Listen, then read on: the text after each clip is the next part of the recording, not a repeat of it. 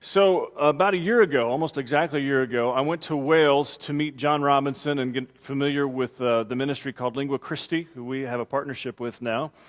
And so I was in Wales for 4 or 5 days, and then I added, with the group, I added on a few days of the trip so that I could go to the Jaguars game in London. All right? Now, if you've never been to an American football game in England, you haven't seen anything, because they have no idea what's going on. I'm not joking. Whenever there's a penalty, they put up on the scoreboard what the penalty was, what it means, and how many yards penalty there is. And so it's like, and some people say, hey, I'd like them to do that here. All right, but here's the other thing, is they don't know when to yell and scream. Okay, so they were playing the Eagles, and I'm a Cowboys fan, and I don't like the Eagles. And so the Jaguars intercepted a pass, and I jumped up and said, yeah! And I looked around, and there was nobody standing up. I was like, okay, this is a Jaguars home game. We're supposed to be excited about this. They didn't get it. The other thing that was interesting is that every jersey of every NFL team, all 32 of them, were represented in the stands. Okay? And I began to talk to people, and I began to realize it had nothing to do with support of the team. They liked the color of the jerseys. They picked teams like Stacy would, right? And so anyway, after the game was over, we left Wembley Stadium. We went to a pub to eat dinner, and I took a picture of something that I saw that just blew me away, and it was this. These are two best friends. One is has a cowboy jersey, one has a Redskin jersey on. So I stopped and I talked to them, and I said, listen, you know this is not right. There's nothing right about this at all. You are supposed to be mortal enemies. And the one on the left, he looked at me and laughed and said, I told him that, but he didn't believe me. He liked the color of that jersey. So I told them, I said, listen, if you two ever go to Texas, don't ever go out to eat like this, because one of you is going to end up missing, and I don't know which one. and I tell you that story because I think spiritually there's a problem that we have, and we've begun to accept things that we shouldn't accept. We've begun relationships with the world, and I'm going to explain what that means in a minute, but we've begun relationships with the world that aren't right. And because the world is working really hard to convince us that we're horrible people, we've begun to accept this idea that we need to do things and say things and be things so that the world will like us. Okay? And so you may think you know where this is headed, but you probably don't, so just hang in there with me. So I want you to look with me at 1 John chapter 2. And John talked about this in this epistle, this letter that he wrote. And what he was doing was writing to a church that had some problems, and in that people were beginning to believe false things, and in their false belief, they decided to leave the faith. And so the people who were left in the church were hurt, they were frustrated, they were really down, and so this letter was written to encourage them, but to also correct the false teaching that was going on. Okay? So we're in 1 John, it's chapter 2, verses 15 through 17. And so John writes this, and it's hard when we don't explain it to see what he meant. Verse 15, page 1229 in the Pew Bible, 1 John chapter 2, verse 15.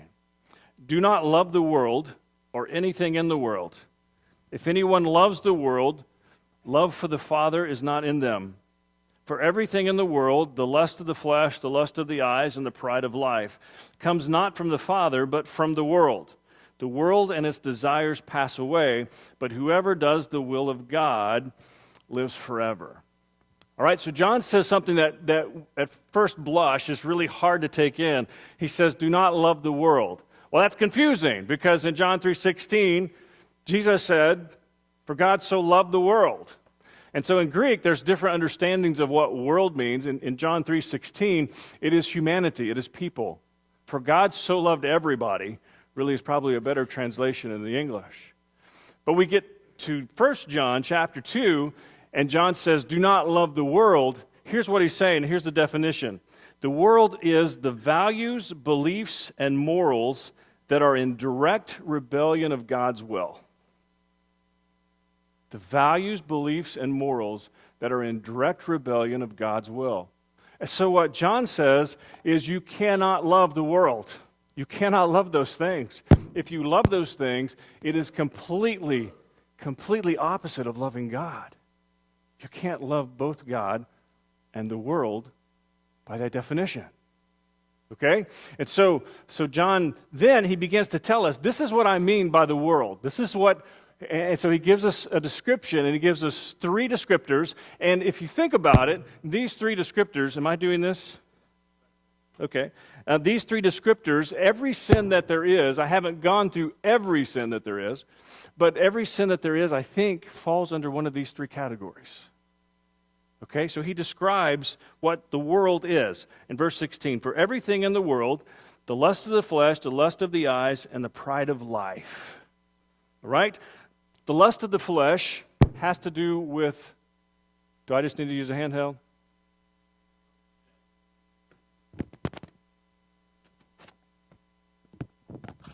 Thought we had that fixed.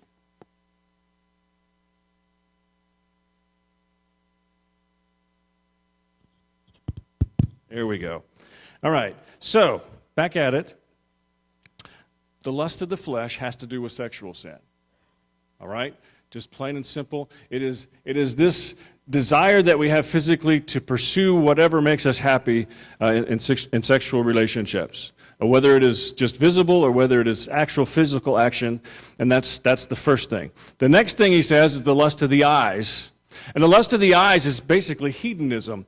It is the idea that whatever I see, whatever I want, I will pursue it, regardless of how it may hurt other people, regardless of how it may affect them, regardless of how it may affect me spiritually. It's whatever I want, I'm going to pursue it with everything I have, whether it's materialism or relationships or jobs or whatever it is.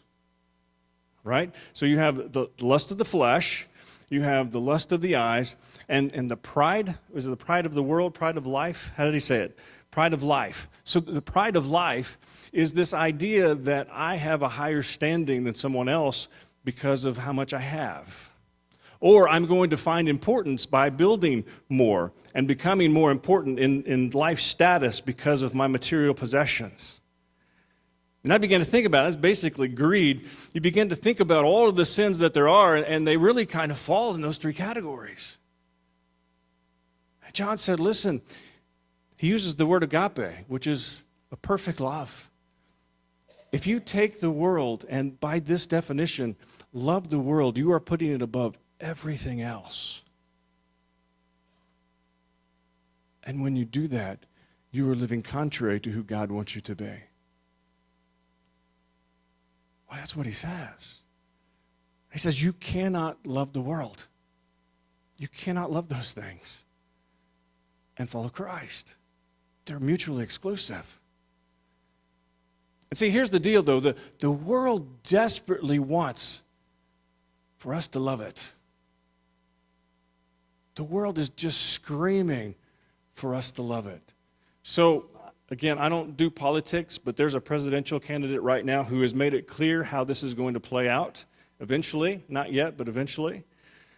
He said, if churches, he believes that if churches don't follow this certain belief system, that they should lose their tax exemption. I'm like, okay, that's how this is going to play out eventually. Is they're going to try to force the church to accept the beliefs of the world by hurting the church. And the church is going to have to choose between what is right and what is easy. We've talked about so many times. See, the